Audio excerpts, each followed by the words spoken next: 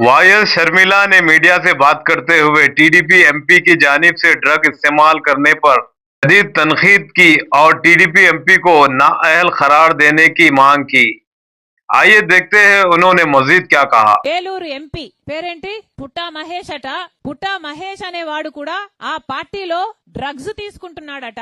Drugs ని ఆ పార్టీని వీళ్ళు రేడ్ చేసినందుకు వీళ్ళందరూ కలిసి పోలీసుల మీద కాల్పులు కూడా జరిపారట.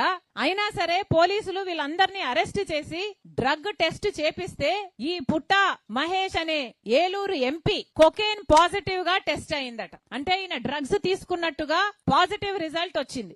ఎంత అన్యాయం అంటే ఒక రాజ్యాంగబద్ధమైన ఒక ఎంపీ పోస్టులో ఉన్న ఒక ఎంపీ, పార్లమెంట్ జరుగుతుండగా ఒక పక్క ఢిల్లీలో పార్లమెంట్ జరుగుతుంది, ఒక ఎంపీ డ్రగ్స్ తీసుకుంటూ పట్టుబడ్డాడు. ఇది ఎంత సిగ్గుచేటు. ఒక కాన్స్టిట్యూషనల్ పోస్ట్ లో ఉన్న వ్యక్తి ఎంత ఇర్రెస్పాన్సిబుల్ గా డ్రగ్స్ తీసుకుంటూ పట్టుబడితే ఏ యాక్షన్ ఉండద్దా?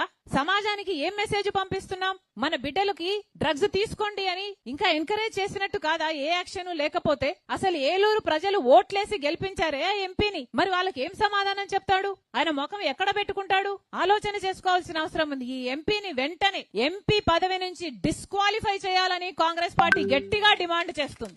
అంతేకాదు డ్రగ్స్ అయితే విచ్చలవిడిగా అందుబాటులో ఉన్నాయి. జగన్మోహన్ రెడ్డి గారు ముఖ్యమంత్రిగా ఉండంగా పక్కన విశాఖపట్నం పోర్టుకి కంటైనర్లలో డ్రగ్స్ దిగుమతి అయ్యాయి. చూసాం, మనందరం పేపర్లో చూసి ఆశ్చర్యపోయాం. చంద్రబాబు గారు చెప్పిన మాటేమో డ్రగ్స్ మీద మేము డేగ కన్నుతో పరిశీలన చేస్తాం, డ్రగ్స్ ని పూర్తిగా అరికట్టాం, ఉక్కుపాదం మోపుతాం, డ్రగ్స్ రహిత ఆంధ్ర రాష్ట్రాన్ని చేస్తాం అని పెద్ద పెద్ద మాటలు చెప్పాడు చంద్రబాబు గారు. ఇప్పుడు ముఖ్యమంత్రిగా ఉన్నాడు మరి చంద్రబాబు గారు. మరి ఏం చేసినట్టు?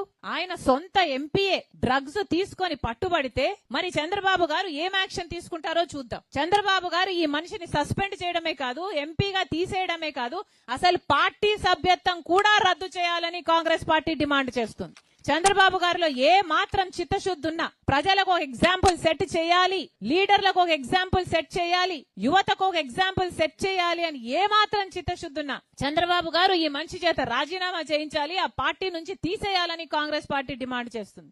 నాయకులు బాగుంటేనే ప్రజలు బాగుపడతారు. నాయకులు బాగలేకపోతే, వాళ్ళలో చిత్తశుద్ధి లేకపోతే ప్రజలు ఎప్పటికీ బాగుపడరు.